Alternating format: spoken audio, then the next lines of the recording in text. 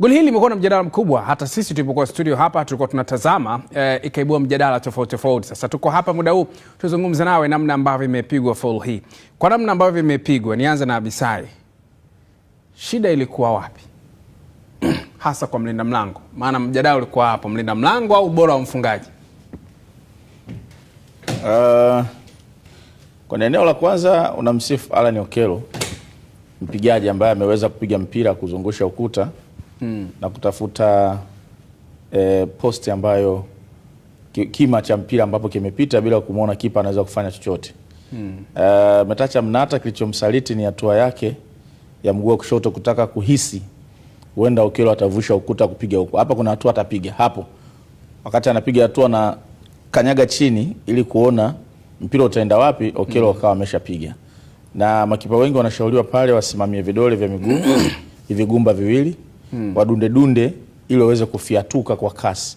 Lakini muangalie Metacha, miguu yake yote imekanyaga chini. Asingeweza kurudi kulia hata kidogo. Tunaona hapo hiyo engo inakuja hapo. Mwana miguu yake yote imekanyaga chini kabisa. Hapo hii engo inaonyesha vizuri sana.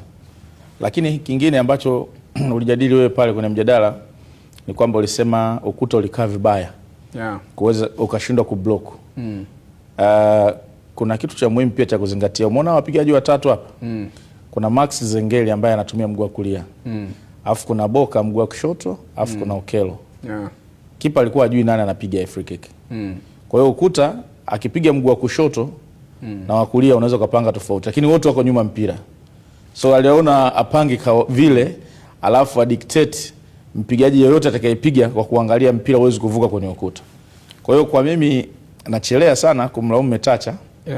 Kana kwamba amefanya uzembe kwa sababu hiyo hatua yake ya kutaka kujiandaa na kutokujua mpira utakuja wapi. Ghafla mpira umepita karibu na alipokuepo. Kwa watu wanaona ile tukio la yeye kutofanya chochote ndicho naona ni kana kwamba amekifanya uzembe. Kwangu mimi nachelea kumlaumu Metacha. Namsifu sana Alan Okello kwa kufanya jukumu lake la kwanza.